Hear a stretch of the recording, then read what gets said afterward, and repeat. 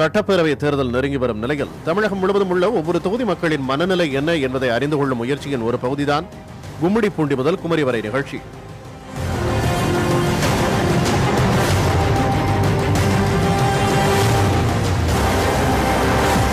ஒவ்வொரு தொகுதிக்கும் நேரடியாக சென்று எம்எல்ஏக்களை பற்றிய மக்களின் மதிப்பீடுகளையும் அவர்களது எதிர்பார்ப்புகளையும் பதிவு செய்து வருகிறார்கள் நமது செய்தியாளர்கள்.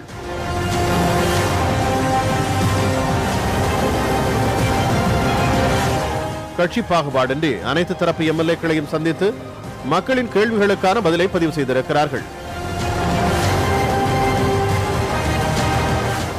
தொகுதி சார்ந்த சுவையான தகவல்களையும் செய்தியாளர்கள் வழங்கி வருகின்றனர்.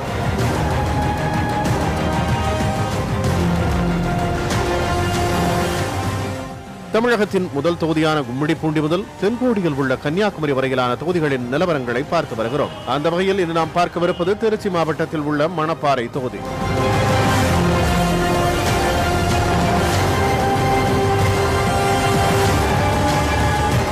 இந்த தொகுதி மக்களின் எண்ணங்களை பதிவு செய்ய நம்மோடு இணையவிருக்கிறார் செய்தியாளர் சார்லஸ்.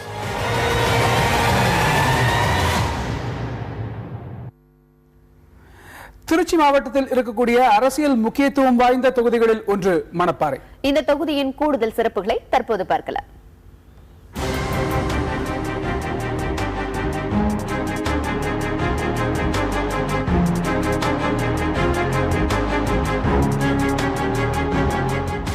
மணப்பாறை 2008ஆம் ஆண்டு தொகுதி மறுசீரமைப்பு நடவடிக்கையின் போது உருவாக்கப்பட்ட புதிய தொகுதி இது.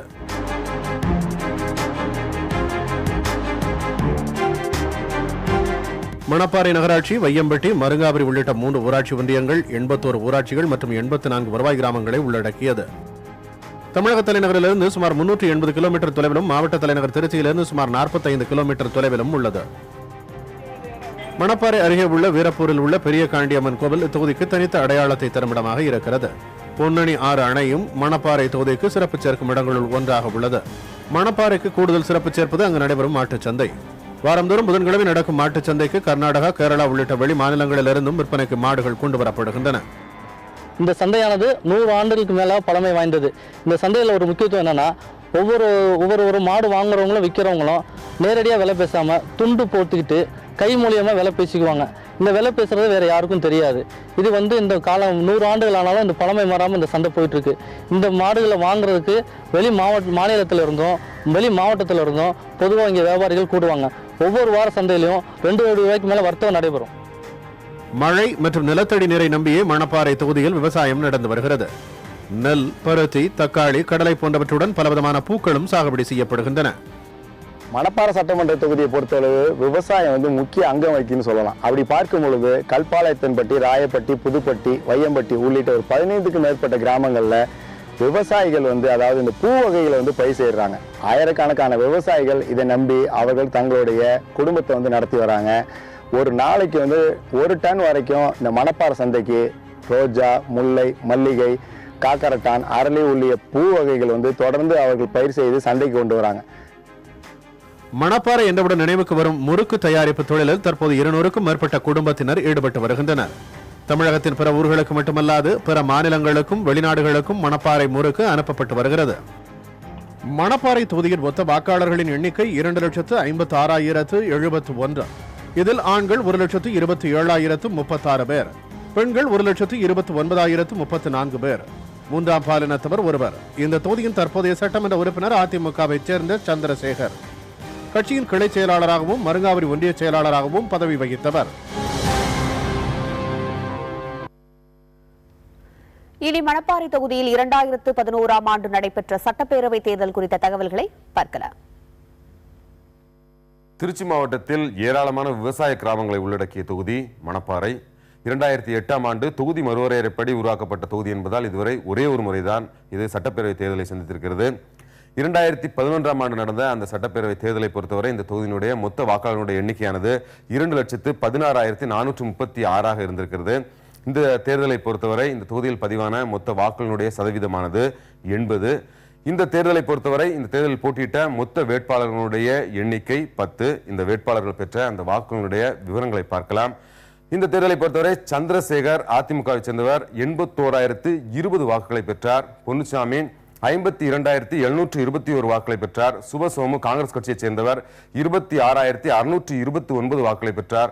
அந்த அடிப்படையில் சந்திரசேகர் அதிமுகவைச் சேர்ந்தவர் இந்த தொகுதியினுடைய சட்டப்பேரவை உறுப்பினராக தேர்வு செய்யப்பட்டார். மணப்பாறை தொகுதி சட்டப்பேரவை உறுப்பினரின் செயல்பாடுகள் பற்றியும் நிறைவேற்றப்பட வேண்டிய பணிகள் குறித்தும் மக்கள் கூறியவற்றை தற்போது பார்க்கலாம். ஓட்டு கேட்க மட்டும் வந்தாருங்க, அப்பதான் பார்த்தோம். இன்ன வரைக்கும் அவர் வீட்டுல தான் இருக்கிறாரா இல்ல ஊரை விட்டு காலி பண்ணி போயிட்டாரா கூட எங்களுக்கு தெரியாதுங்க. எந்த ஒரு பெனிஃபிட்டுமே கிடையாது. மக்கள்கிட்ட வந்து எந்த குறையும் கேட்டதும் கிடையாது. என்ன தேவைங்கிறது அவருக்கும் தெரியாது, நாங்க போய் சொன்னாலும் அவருக்கு புரியாது. இதுதான் இந்த மணப்பாறை தொகுதியோட நிலைமை. நீண்ட நாட்களுக்கு பின்னால வந்து மணப்பாறை தொகுதி எம்எல்ஏ வந்து மணப்பாறையில இருக்கிறாரு. ஆனா வந்து அரசியல் கட்சி மீட்டிங்லாம் பார்க்க முடியல, பொதுமக்கள் வந்து சந்திக்கிறதுக்கான சான்ஸ் 199% கிடையாது. அவர் எங்கே சார் பார்க்க முடியுது? இப்போ ஏதாவது ஃபங்க்ஷன்னா பார்க்குறோம், மீட்டிங்னா பார்க்குறோம். மற்றபடி வந்து ஒரு தொகுதிக்கு வந்து வர்றதும் இல்லை, என்ன மக்களோட குறைகளை கேட்கறதும் கிடையாது. பல்வேறு வகையை விட பல்வேறு கோரிக்கையெல்லாம் முன் வச்சுருக்காங்க. மக்களும் சரி நாங்களும் வச்சுருக்கிறோம். ஒன்றும் இது வரைக்கும் செஞ்சதா ஒன்றும் அப்படின்னு தொகுதியில் ஒன்றும் செய்யறதுலாம் கிடையாது.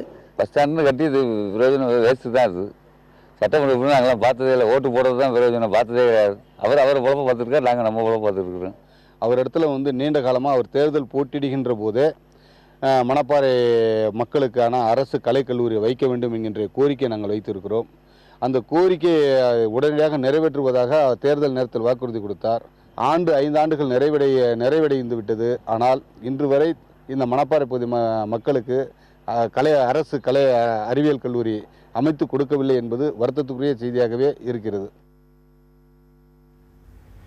மணப்பாறை தொகுதியில் மக்களின் கோரிக்கைகளை நிறைவேற்ற எடுக்கப்பட்டிருக்கும் நடவடிக்கைகள் என்னென்ன? தொகுதி மக்கள் கேட்டபோது மணப்பாறை சட்டமன்ற உறுப்பினர் சந்திரசேகர் அளித்த பதில்களை பார்க்கலாம்.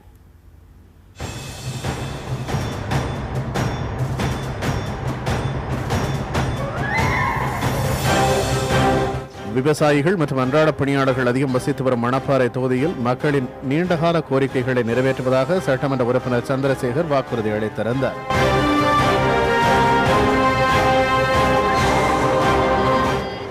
வாக்குறுதியை நிறைவேற்ற எடுக்கப்பட்ட நடவடிக்கைகள் குறித்து எம்எல்ஏவை நேரடியாக சந்தித்து கேள்வி எழுப்பினர் தொகுதி மக்கள். தேர்தல் அறிக்கையில் வந்து நமக்கு மணப்பாறை தொகுதிக்கு அரசு கலைக்கல்லூரி கொண்டு வர மாதிரி எந்த நிலைமையில் இருக்கிறார்? மாண்புமிகு புரட்சித் தலைவி அம்மா அவர்கள் தமிழகத்தினுடைய 3ஆம் முறையாக முதலமைச்சராக பொறுப்பேற்றதும் நான் சட்டப்பேரவையிலே கன்னி பேச்சு பேசுகின்ற நேரத்தில் மணப்பாறை சட்டமன்ற தொகுதியானது மிகவும் பின்தங்கிய பகுதி. இந்த பகுதியில் அதிகமாக விவசாயத்தில் நம்பியிருக்கின்ற தொழிலாளர்கள் நிரம்பியிருக்கின்ற மக்கள் வாழ்கின்ற பகுதி. இந்த பகுதியினுடைய குழந்தைகள் அவர்கள் மேல் படிப்பை செல்வதற்கு திருச்சிக்கு சுமார் 70 கிலோமீட்டர் தூரம் சென்று வருவதால் அங்கு அவர்களுக்கு செல்ல ஏதுவாக இல்லை. எனவே மணப்பாறை சட்டமன்ற தொகுதிக்கு உட்பட்ட ஒரு ஏதாவது ஒன்றியத்தில் எங்களுக்கு வந்து அரசு கலை மற்றும் அறிவியல் கல்லூரி கட்டித்தர வேண்டும் என்ற கோரிக்கையை வைத்திருந்தேன். அதை மாண்புமிகு புரட்சித் தலைவி அம்மா அவர்கள் ஆவணம் செய்வதாகவும் இந்த அருகாமையிலேயே அடுத்து அரசு உதவி பெறும் கலைக்கல்லூரிகள் எல்லாம் இருக்கின்றது, நீங்கள் சொல்கிற கோரிக்கையை விரைவில் பரிசீலித்து அதை முடிவு செய்வதாக நம்முடைய உயர்கல்வித்துறை அமைச்சர் அவர்கள் எனக்கு பதிலளித்தார்கள். கூடிய சீக்கிரம் நம்முடைய புரட்சித் தலைவி அம்மா அவர்கள் இந்த தமிழகத்தினுடைய 6ஆம் முறையாக முதலமைச்சராக பொறுப்பேற்கின்ற காலகட்டத்தில் நிச்சயம் மணப்பாறை சட்டமன்ற தொகுதிக்கு அரசு கலை மற்றும் அறிவியல் கல்லூரியை மாண்புமிகு புரட்சித் தலைவி அம்மா அவர்கள் அமைத்து தருவார்கள். அதில் எந்த விதமான சந்தேகமும் கிடையாது.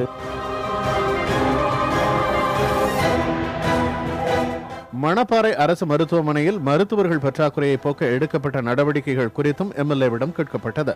மணப்பாறை அரசு மருத்துவமனையில் வந்து டாக்டர் பற்றாக்குறை இருக்குங்க. 2வது டாக்டர் உபயோகப்படுத்துகிற உபகரணங்கள் பற்றாக்குறையாக இருக்கிறதுனால நோயாளிக்கு தகுந்தமான சிகிச்சை அளிக்க முடியாதுங்கிற ஒரு காரணம் மக்கள் மத்தியில் இருந்துகிட்டு இருக்கு. அது எந்த அளவுக்கு நான் பண்ணிகிட்ருக்கிறீங்க? மணப்பாறை ஹாஸ்பிட்டல் என்பது மாண்புமிகு புரட்சித் தலைவி அம்மா அவர்களுடைய காலத்தில் தான் அது மாவட்ட தலைமை மருத்துவமனையாக தரம் உயர்த்தப்பட்டு இப்பொழுது அந்த மாவட்ட தலைமை மருத்துவமனைக்கு என்னென்ன ஸ்பெஷாலிட்டி என்னென்ன வசதிகள் தேவையை அனைத்தும் இதே புரட்சித் தலைவி அம்மா அவர்கள் செய்து வைத்திருக்கின்றார்கள். அதற்கு தேவையான கட்டடப் பணிகள் எல்லாம் இப்பொழுது நடைபெற்று கொண்டிருக்கின்றது. இப்போ 2 கோடி ரூபாய்க்கு மேலே அந்த பில்டிங்கே கட்டணம் நடைபெற்றிருக்குது. அதுபோல் சிடி ஸ்கேனு மற்ற எல்லாமே அந்த மாவட்ட தலைமை மருத்துவமனைக்கு தேவையான அனைத்து வசதிகளும் இருக்கின்றது. டாக்டர்கள் ஒரு சில டாக்டர்கள் பற்றாக்குறை இருந்தது. நாங்கள் உடனடியாக நம்முடைய சுகாதாரத்துறை அமைச்சர் இடத்திலே அணுகி எங்களுடைய பகுதி இந்த பக்கம் திண்டுக்கல் தேனி நெடுஞ்சாலையை தேசிய நெடுஞ்சாலையாக இருக்கிறது. அந்த பக்கம் திருச்செட்டூர் மதுரை தேசிய நெடுஞ்சாலை இருக்கின்றது. 2 தேதிகளும் நடைபெறுகிற விபத்துக்கள் எல்லாம் என்னுடைய சட்டமன்ற தொகுதிக்கு உட்பட்ட மணப்பாறை ஆஸ்பத்திரிக்கு தான் வர வேண்டியிருக்கிறது. அதற்காக போதுமான டாக்டர்களை நியமித்து தர வேண்டும் என்ற கோரிக்கையை அவரிடத்தில் வைத்தோம். உடனடியாக அவர்கள் புரட்சித் தலைவர் அம்மா அவர்களுடைய பார்வைக்கு எடுத்துச் சென்று இப்பொழுது போதுமான டாக்டர்களை இங்கே நியமித்திருக்கின்றார்கள். இன்னமும் சில டாக்டர்கள் பற்றாக்குறை இருக்கிறது என்று நீங்கள் சொல்லியிருக்கிறீர்கள். அதையும் ஆராய்ந்து எந்தெந்த டாக்டர்கள் எந்தெந்த ஸ்பெஷாலிஸ்ட் டாக்டர்கள் இல்லை என்பதை அறிந்து உடனடியாக நம்முடைய சுகாதாரத்துறை அமைச்சர் அவர்களிடத்திலே அணுகி அந்த டாக்டர்களை நிரப்புவதற்கு நான் ஆவணை செய்வேன். புதிய பேருந்து நிலைய பணிகள், விவசாயிகளின் கோரிக்கையான குளிர்பதன கிடங்குகள் அமைப்பது உள்ளிட்டவை குறித்தும் எம்எல்ஏ விளக்கம் அளித்தார். மணப்பாறை பஸ் ஸ்டாண்டை விரிவாக்கம் செய்து தர வேண்டும் என்ற கோரிக்கையை வைத்தேன். உடனடியாக புரட்சித் தலைவர் அம்மா அவர்கள் நம்முடைய மணப்பாறை பஸ் நிலையத்திற்கு 5,10,00,000 ரூபாயை ஒதுக்கி அந்த கட்டடப் பணி இப்பொழுது நடந்து கொண்டிருக்கின்றது. அதுபோல் தேர்தல் அறிக்கையில் சொன்ன விவசாயிகளுடைய காய்கறிகளை பதப்படுத்துவதற்கு குளிரூட்டு நிலைய வேண்டும் என்ற கோரிக்கையை தேர்தல் வைத்தோம். அதையும் நிறைவேற்றுகின்ற விதமாக மருங்காபுரி ஒன்றியம் துவரங்குறிச்சியில் 2 கோடி ரூபாய் மதிப்பீட்டில் குளிரூட்டு நிலையங்கள் கட்டப்பட்டு அதுவும் புரட்சித் தலைவர் அம்மா அவர்களுடைய பொற்கரத்தால் இப்பொழுது திறந்து வைக்கப்பட்டிருக்கின்றது. அதுபோல் மணப்பாறை சட்டமன்ற தொகுதிக்கு என்னென்ன தேவைகளை நாம் கேட்டோமோ அனைத்தையும் புரட்சித் தலைவர் அம்மா அவர்கள் கேட்டதையும் கேட்காததையும் கூட நமக்கு கொடுத்திருக்கின்றார்கள். அரசு விழாக்கள், நலத்திட்ட உதவிகள் வழங்குதல், விலையில்லா பொருட்கள் வழங்குதல் உள்ளிட்ட நிகழ்வுகள் மூலம் மக்களை நாள்தோறும் சந்தித்து வருவதாகவும் சட்டமன்ற உறுப்பினர் எடுத்துரைத்தார். வெள்ளிக்கிழமை அம்மா முகாம் போட்டிருக்காங்க. அந்த அம்மா முகாமுக்கு போகிறோம். அங்கே உள்ள பப்ளிக்கை பார்க்குறோம். அங்கே உள்ள மனுக்களை வாங்கி அதிகாரிகிட்ட கொடுக்குறோம். கிரைண்டர், மிக்சி, ஃபேனு எல்லா தொகுதி கூட கொடுத்து முடிச்சாச்சு.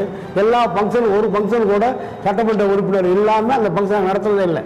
எல்லா இடத்துலையும் போய் நாங்களே இருந்து அந்த கிரைண்டர், மிக்சி, ஃபேனை கொடுத்துட்டு அம்மாவுடைய சாதனையை விளக்கி சொல்லிட்டு தான் வர்றோம்.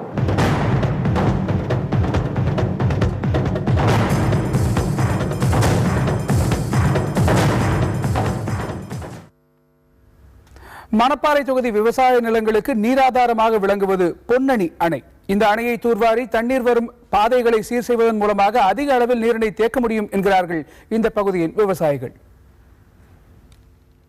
மணப்பாறை தொகுதிக்குட்பட்ட 1000 ஏக்கருக்கும் அதிகமான விளைநிலங்களுக்கு நீராதாரமாக விளங்குவது பொன்னணி ஆறு அணை. காமராஜர் ஆட்சி காலத்தில் கட்டப்பட்ட இந்த அணையை தூர்வாரி தண்ணீர் வரும் வழிகளையும் சீர் செய்வதன் மூலம் அதிக அளவில் நீரை தேக்கி வைக்க முடியும் என்கின்றனர் இப்பகுதி விவசாயிகள். இதன் மூலம் சுற்றுவட்டார பகுதிகளின் நிலத்தடி நீர்மட்டமும் உயரும் என்பது அவர்களது கருத்து. 37க்கு 20 அடி சேரு. இந்த 20 அடி சேரு போக மிச்சம் 10-14 அடி தண்ணி தான் இருக்குது. இதை வச்சு நாங்கள் எதுவுமே செய்ய முடியாது. ஊற்றமும் கிழக்குனா ஊற்றமும் கிடையாது. அதனால் இதை தூர்வாரி எங்களுக்கு தண்ணியை தேக்கி கொடுத்தா நலமாக இருக்கும். டேமில் உள்ள சேர் 35 அடி 25 அடி இருக்குது. அந்த சேர் அள்ளிட்டு எங்களுக்கு தண்ணி நிறைச்சி கொடுத்தாலே எங்களுக்கு சந்தோஷம் போதும். மக்களின் கோரிக்கை குறித்து எம்எல்ஏ சந்திரசேகரிடம் கேட்டபோது இது தொடர்பாக அமைச்சரிடம் தெரிவிக்கப்பட்டிருப்பதாகவும் விரைவில் மக்கள் கோரிக்கை நிறைவேற்றப்படும் என்றும் பதிலளித்தார். இது மாதிரி பொதுமக்களுடைய கோரிக்கை, அந்த ஆயக்கட்டதாரர்களுடைய கோரிக்கைகள் எல்லாம் அது மாதிரி அவங்களோட தூர்வாரணும். ரொம்ப நாளாக ஆச்சு, தூர்வாரணும். தண்ணி சீல்டு ரொம்ப வதியாக இருக்குது. எடுத்தால் தான் நிலத்தடி நீர் தாங்கும். இல்லைன்னா வேகமாக தண்ணி இதாகுது. பொதுமக்களுடைய கோரிக்கைகளை நிறைவேற்றி கொடுக்கணும்னு சொல்லிட்டு மாண்புமிகு பொதுப்பணித்துறை அமைச்சர்களும் கொடுத்துருக்கோம். அதில் அமைச்சர் அவர்கள் அம்மாவிடம் இப்போ பரிந்துரை பண்ணி கூடிய சீக்கிரம் அதை ஆவணம் செய்யணும் என்று சொல்லியிருக்கார். எனக்கு இந்த சம்மர் காலத்தில், அந்த வெயில் காலத்தில் அந்த தண்ணி கொஞ்சம் கம்மியான நேரத்தில் அதை பண்ணித்தரதாக அவர் உறுதியளித்திருக்கார். மணப்பாறை தொகுதி முழுவதும் பயணம் செய்து தகவல்களை திரட்டிய செய்தியாளர் சார்ல்ஸ் நம்மோடு இணைந்திருக்கிறார். அவருடன் பேசலாம். சார்ல்ஸ், தொகுதியின் ஒட்டுமொத்த நிலவரத்தை பதிவு செய்யுங்க. உமாகதிர், மொத்தமாக நாம் ஒரே நாளில் இந்த தொகுதியை சுற்றி பார்த்தோம். குறிப்பாக இது அதிமுக கோட்டையாகவே, அதாவது ஏற்கனவே இருந்து வருகிறது. இப்பொழுதும் தற்போதைய சட்டமன்ற உறுப்பினர் அதிமுகவை சேர்ந்தவர் அப்படி இருக்கும் பொழுது அதிமுக அரசோடைய இந்த 5 ஆண்டு காலோடைய அவங்களுடைய அனைத்து திட்டங்களும் வந்து அங்கே சரியாக மக்களுக்கு செல்கிறது. ஆனால் சட்டமன்ற உறுப்பினர் நேரடியாக பொதுமக்களை சந்திப்பதில் அவர்கள் குறை இருப்பதாக பொதுமக்கள் நேரடியாக தெரிவிக்கிறாங்க.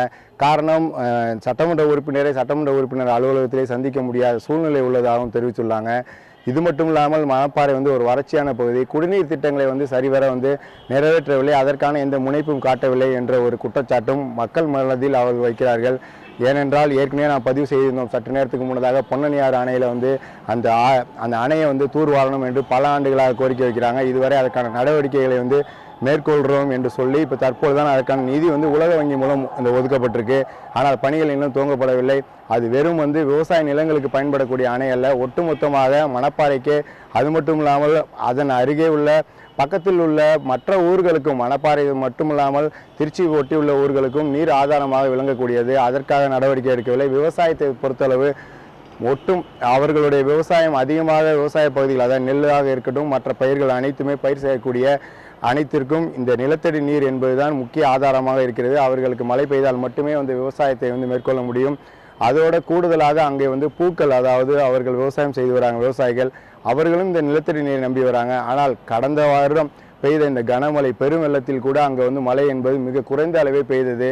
இந்த வறட்சி, இந்த நிலத்தடி நீரை வந்து பெருக்குவது, குடிநீர் ஆதாரங்களை இதன் மூலம் வந்து திட்டங்களை வகுத்து இந்த மணப்பாறைக்கு தேவையான அனைத்து அடிப்படை வசதிகளும் செய்து தருவதில் சற்றே வந்து சட்டமன்ற உறுப்பினர் பொதுமக்களிடையே வந்து சுணக்கம் காட்டுவதாகவே பொதுமக்கள் தெரிவிக்கிறாங்க.